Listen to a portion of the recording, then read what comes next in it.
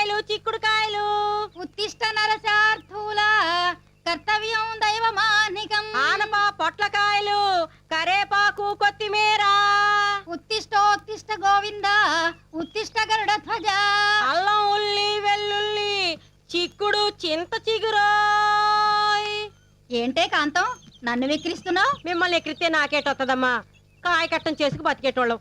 ఈ కాయగూరల అరుపులే మాకు వెంకటేశ్వర సుప్రభాతాలు. సర్లే, ఉల్లిపాయలు ఎలా ఇస్తున్నావు? మీ దగ్గర బేరవేటమ్మా, ఎంతో కొంత ఇద్దరుగాని. ఎన్ని కావాలో చెప్పండి. 1/2 కిలో ఉల్లిపాయలు ఇచ్చి 1/2 కిలో అన్ని కూరగాయలు కలిపివ్వు. ఇంట్లో అంతమంది ఉన్నారు, 1/2 కిలోలు 1/2 కిలోలు ఏం సరిపోతాయమ్మా? తినేది 10 నోళ్ళైనా సంపాదించేది 2 చేతులేనే, సర్దుకోవాలి మరి.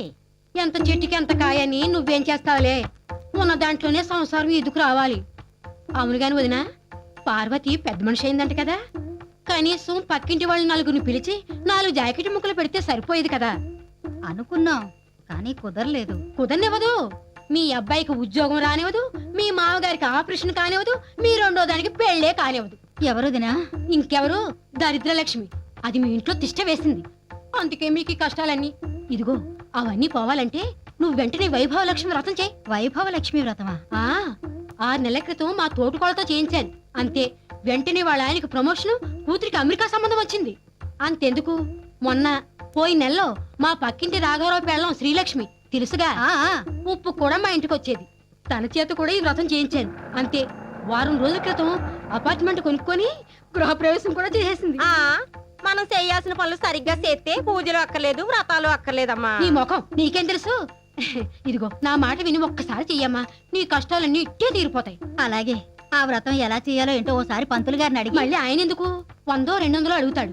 నా దగ్గర గొల్లపూడి వీరస్వామి గారి రథ కథల పుస్తకం ఉంది, నేను చదువుతా. ఆ దక్షిణ ఏదో ఈవిడే తీసుకుంటుంది కదమ్మా. ఇరుగు పొరుగు అన్నాక మాత్రం సాయం చేసుకోవాలిగా మరి.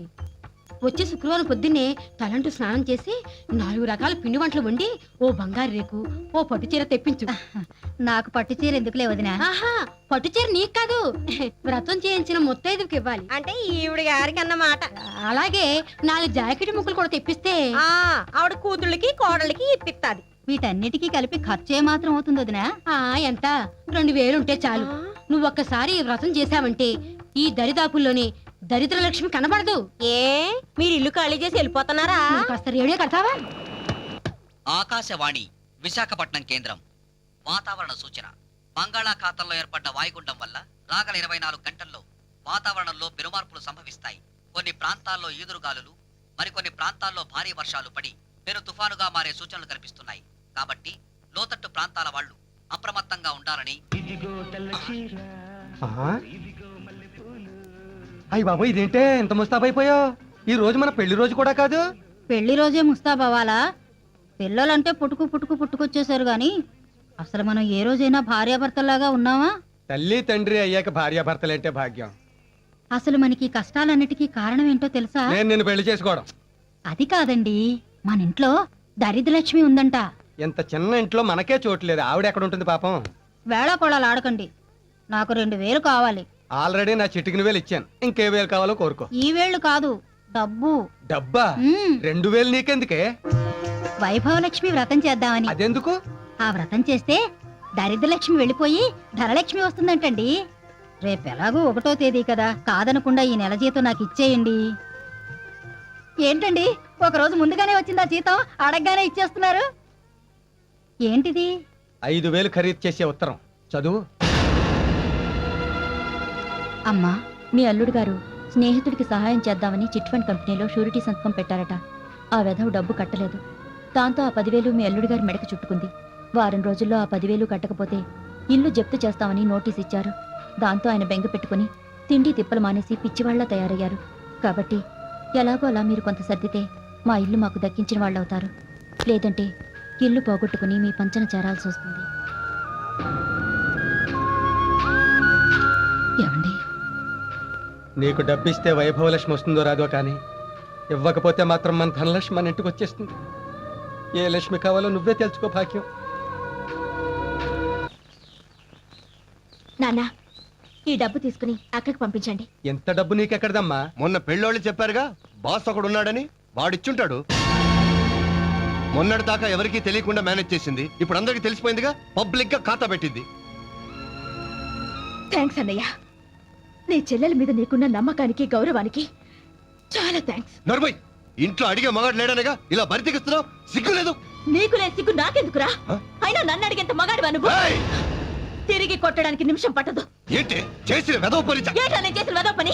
ఏ వెదవ పని చేయకపోతే ఇంత డబ్బు ఎక్కడి నుంచి వచ్చింది? నిన్న అక్క దగ్గర నుంచి ఉత్తరం రావడం చూసి మా బాస్ గారికి లోన్ తీసుకున్నాను. అదే, ఏ ఇంట్రెస్ట్ లేకుండా నీ బాస్ గారి ఇంత లోన్ ఎందుకు ఇచ్చాడు? ఇచ్చాడు కాదు, ఇచ్చింది మా బాసు ఆడది. ఆమె కాదు, నాతో గవర్నమెంట్ ఫ్యాక్టరీలో పనిచేస్తున్న మా స్టాఫ్ అంతా ఆడవాళ్లే. చివరికి వాచ్మెన్ కూడా లేడు, వాచ్ ఉమ్మనే ఉంది అక్కడ.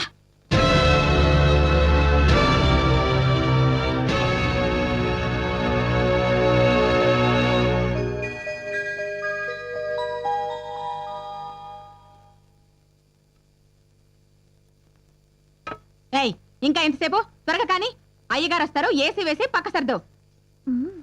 దీనికి ఎప్పుడు ఏసీ వేయడం, పక్క సదటం, ఇంకో పనే లేదు. హలో, హాయ్, నేను జీకేని. ఏం చేస్తున్నారు? చపాతీలు చేస్తున్నానండి. అదేంటి, వంట మనిషి రాలేదా? నేనే వంట మనిషిని. I like your simplicity. మీ చేత్తో మీరే వంట చేసుకుంటున్నారు అనమాట. Bearer 1 chicken soup. అరే, నీ సూప్ కి ఏమైనా తేడా వచ్చిందా? ఈడే సూప్ ఏంది భయ్? అదేనయ్యా, 1/3 టీ. ఓ యా. సూప్ అంటున్నారేంటి? ఎక్కడున్నారు? గ్రాండ్ కాకతీయలో సూట్ తీసుకున్నాను. ఏదైనా పార్టీయా? అది గుండె బాలేదు. గుండె కాదురా, మనసు. అదే, మనసు బాలేదు. ఏమండి? ఏం లేదండి, పెళ్లి విషయంలో మా నాన్నతో గొడవ పడ్డాను. మీ నాన్నగారు మళ్ళీ పెళ్లి చేసుకుంటున్నారా? ఆయన పెళ్లి కాదండి, నా పెళ్లి గురించి. ఆయనేమో టాటా గారి భేటీని చేసుకోమంటాడు. నాకు ఇష్టం లేదు, అందుకే టాటా చెప్పి వచ్చేసాను. ఎందుకు ఇష్టం లేదు? నేను పెళ్ళంటూ చేసుకుంటే మిమ్మల్నే చేసుకోవాలని ఫెవికాల్ రాసుకొని మరీ ఫిక్స్ అయిపోయాను. మాట్లాడవేం గంగా, నన్ను పెళ్లి చేసుకోవా? నేనంటే నీకు ఇష్టం లేదా? నీ కోసం ఈ గంగ ఏ గంగలోనైనా దూకుతుంది. కానీ ఈ విషయం మా అమ్మగారికి కూడా చెప్పాలి కదా. వద్దు గంగా, మన ప్రేమకు మధ్య మీ అమ్మ మా నాన్నల పర్మిషన్లు వద్దు. ఏ? వాళ్ళు ఎంతసేపు కోట్లు చూస్తారు గానీ మన కిడ్నీలను అర్థం చేసుకోరు. కిడ్నీలు కదా, మనసు. అదే, మనుషుల్ని అర్థం చేసుకోరు. వాళ్ళు మనకి టాటా బిర్లా సంబంధాలు చూసే లోపు మనం పెళ్లి చేసేసుకుందాం. నువ్వు అర్జెంట్ గా బాలాజీ టెంపుల్కి వచ్చాయి. అంటే Yes. ఆ పిల్ల గుడికి వచ్చేస్తే తాళి కట్టేస్తావేంట్రా? యా. అరే, మన జీకే గడ పెద్ద మాస్టర్ ప్లాన్ వేసాడ్రా. పెళ్లి చేసుకున్న పిల్లకి మనోడు ఫ్లాష్ బ్యాక్ తెలిసినా తాలి సెంటిమెంట్ కి లొంగిపోయి మొగుడిగా యాక్సెప్ట్ చేసేస్తుంది.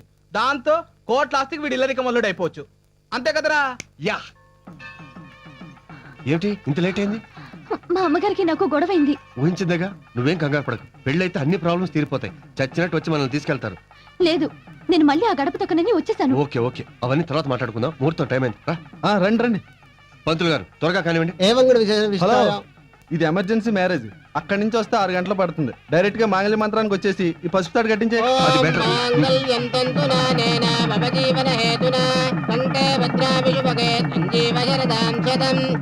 దండలు మార్చుకోండి అమ్మా.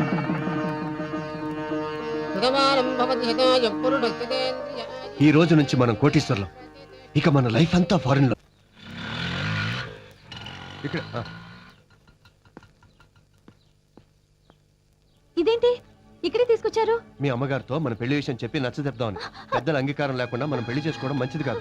వద్దు, నేను దాని మొహం చూడను. తప్పుగంగా, కన్నతల్లి మనకు షాప్ పెట్టదు. ఛీ, అది నా కన్న తల్లి ఏంటి? చూసావా, పెళ్లి కాగా నీళ్ళు ఎంత మార్పు వచ్చేసిందో. తప్పుగంగా, నా మాట విను. రా లోపలికి రా. Hi aunty. ఎవరు నువ్వు? మీ అల్లుండి ఆంటీ. అల్లుడా? అవునాంటీ, అరగంట క్రితమే మీ కన్న కూతురిని నేను పెళ్లి చేసుకున్నాను. కన్న కూతురా? ఆ, నాకు అసలు పిల్లలే లేరే. తప్పు ఆంటీ. తెంచుకుంటే తెగిపోయేది కాదు పేగుబంధం. కోపాలు తాపాలు శాశ్వతం కాదు. కాళ్ళ మీద పడతాం, కౌగులించుకొని ఆశీర్వదించండి. 10 ఇయర్స్ నుంచి ట్రై చేస్తున్నాను, నాకు ఇంతవరకు పిల్లలే లేరు. మరి గంగా? ఏమే, మళ్ళీ ఏ మొహం పెట్టుకొచ్చా? పైగా నా కూతురునని చెప్పి ఈ తలమాస నుండి తెచ్చి అల్లుడంటావా? మిస్సెస్ ఝాన్సీ రాణి, మర్యాదగా మాట్లాడండి. ఈయన మా ఆయన, తలమాసనుడు కాదు, అపర కుబేరుడు, ఆంధ్ర బిల్ గేట్స్. ఏమయ్యా, చూడటానికి టిప్ టాప్ గా ఉన్నావు, పడితే నాలాంటి ఫిగర్ ని పట్టాలి గాని ముష్టి పని మనిషిని పెళ్లి చేసుకుంటావా? పని మనిషా? అవును, 16 ఏళ్లుగా నా ఇంట్లోనే పడేడుస్తోంది. అనాథ కదా అని చేరదీస్తే పొగరుకి నన్నే నానా మాట్లాడింది. ఏమిటి గంగా ఇది? అవునండి, ఇన్నాళ్ళు ఈ దిక్కుమాల ఇంట్లో పని మనిషిగా ఉన్నాను. ఇప్పుడు మీరు తాళి కట్టి నన్ను గొప్పింటి దాన్ని చేశారని దానికి కడుపు మండుతోంది. కడుపు మండుతోంది దానికి కాదే, నాకు. నాకే. నువ్వేదో పెద్ద ప్రిన్సెస్ డయానా అనుకుని మెళ్ళో తాళి కట్టాను. నువ్వు నా బేవర్స్ కేసు అనుకోలేదు.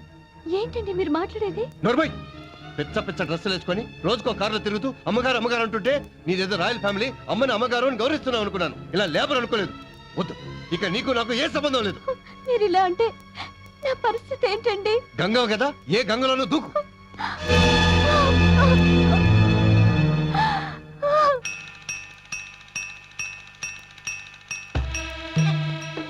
వాడికి అవన్నీ ఎందుకండి? నా బాబు కోసం నేను తెచ్చుకున్నాను, నీకు తెచ్చాను ఫ్రూట్స్ స్వీట్స్. మీరు మా కోసం చాలా డబ్బు ఖర్చు పెడుతున్నారు. చెట్టుకి ఆకులు బరువా? మీరు అలా అంటుంటే ఆయన గుర్తుకొస్తున్నారు. బ్రతుకు మీద ఆశలు కల్పిస్తున్నారు. ఆశ లేనిదే బతుకులేదు. పోయిన వాళ్ళతో పాటే మనము పోలేం కదా, ఉన్న వాళ్ళతోటి అడ్జస్ట్ అయిపోవాలి. చేసి అడ్డమైన వెధవులందరికీ ఈ కొంప ఓ సత్రంలో తయారైంది. అవునరా, ఈ సత్రంలోకి మరొకరు వచ్చారు. నువ్వా? నువ్వు ఇక్కడికి ఎలా వచ్చావు? నిన్నే నేనే తీసుకొచ్చాను. నా బస్సు కింద పడి ఆత్మహత్య చేసుకోబోతుంటే కాపాడి అత్తారింటికి తీసుకొచ్చాడు. నీకు ముగ్గురు అక్క చెల్లెలు ఉన్నారు, మరి ఆడపిల్లకి అన్యాయం చేయాలని ఎలా అనిపించిందిరా నీకు? దీని మాటలు నమ్మకండి. ఇదో పెద్ద మాయలాడి. ఇంటి ఓనర్ అని నన్ను మోసం చేసింది. నేను మీకు ఎప్పుడు ఓనర్ నేను చెప్పలేదే. రోజుకో కారులో తిరగలే. అవి నా సొంతమని మీలా నేను చెప్పలేదే. ఏయ్, అవన్నీ నాకు అనవసరం. ముందు నువ్వు బయటికి లేడు. ఆగో, ఒక తప్పు చేసి చాలు, మళ్ళీ తప్పు చేయకు. నేనే తప్పు చేయలేదు. అసలు దీనికి నాకు ఏ సంబంధం లేదు. తాళి కట్టి సంబంధం లేదంటే Shut up! నీలాంటి రిక్షా వెధవుల చేత కూడా సలహాలు చెప్పించుకునే స్థితిలో నేను లేను. రేయ్ మీరునండి. చూడు జీకే, నువ్వు గోవిందరావు గారు అబ్బాయి అయ్యావు కాబట్టి రిక్వెస్ట్ చేస్తున్నా. ఇంకొకటి అయ్యుంటే ఏం చేసేవాడు? చెప్పుతో కొట్టేవాడి. ఏం కూర్చావు? పట్టాపే, ప్లీజ్ ప్లీజ్ పట్టాపే.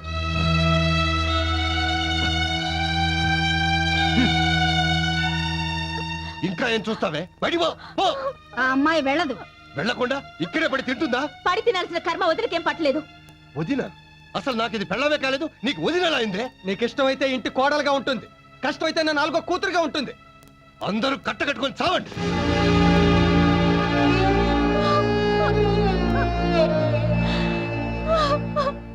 అబ్బే నేను కొనే ప్రాపర్టీ సందులో కొందరు ఉంటే కుదరదు. మెయిన్ రోడ్డు పక్కన ఉండాలి. అదే నాకు మెయిన్.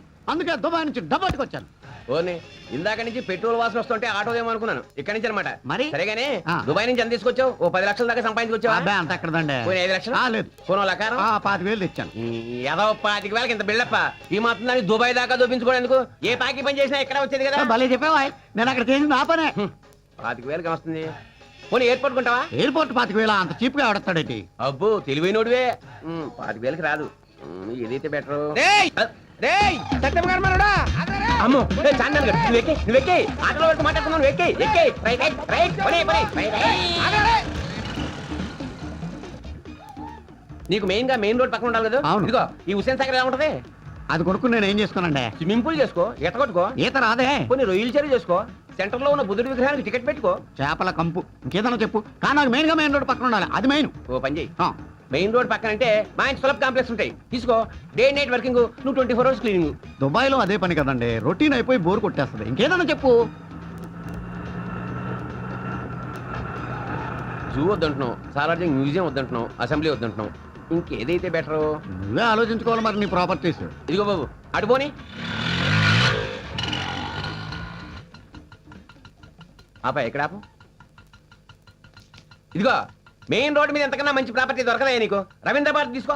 ఇది గవర్నమెంట్ కాదండి. పోయింది, నా పర్వం అంతా పోయింది. ఏమైందండి మీకు? ఇది గవర్నమెంట్ దగ్గర. ఆ? రవీంద్ర భారత్ అంటే ఏంటి? ఏంటి? రవీంద్ర అంటే నేను, భారత్ అంటే మావిడ. అప్పుడెప్పుడు అన్నగారు ఇది ఎన్టీఆర్ గారు, నీకు తెలుసు కదా? వేటగాడు అడిగి రావుడు. సర్దార్ పాపారాయుడు. ఆ. ఆయన ఒకసారి స్వయంగా నా దగ్గరికి వచ్చి, బ్రదర్ మేము సభలు నిర్వహించుకోవడానికి సరైన వేదిక లేదు, మీ రవీంద్ర భారతిని ఒకసారి గవర్నమెంట్ కి అద్దెకివ్వండి అన్నాడు. ఏది మన జస్టిస్ చౌదరి గారు? కొండవేటి సింహయ్య. ఆ. అంత పెద్ద ఆయన అడిగారు కదా అని కారణం లేక అద్దెకిచ్చాను. నువ్వేమో పెద్ద తెలిసినట్టు గవర్నమెంట్ కదా అని వస్తున్నావు. ఏదో తెలియక అన్నాలండి. సరేగాని ఇంత పెద్ద సెంటర్ లో ఇంత పెద్ద దొడ్డున్న ప్రాపర్టీని అమ్మేస్తానండి మీరు? అబ్బా, మన సీఎం గారు హైటెక్ సిటీ పక్కన హైటెక్ రవీంద్ర భారతి ఒకటి కట్టమన్నారు. రెండూ చూసుకోవడం కష్టం కదా అని నీకు ఇచ్చేస్తున్నాను. ఓ. ఇది నువ్వు తీసుకున్నావు అనుకో, ఆ. అదిగో అది చూడు, చూసావు కదా, అదే బిర్లా టెంపుల్. పొద్దున్నే లేచి ఇక్కడి నుంచే వెంకటేశ్వర స్వామికి నమస్కారం పెట్టుకోవచ్చు. నమస్కారం.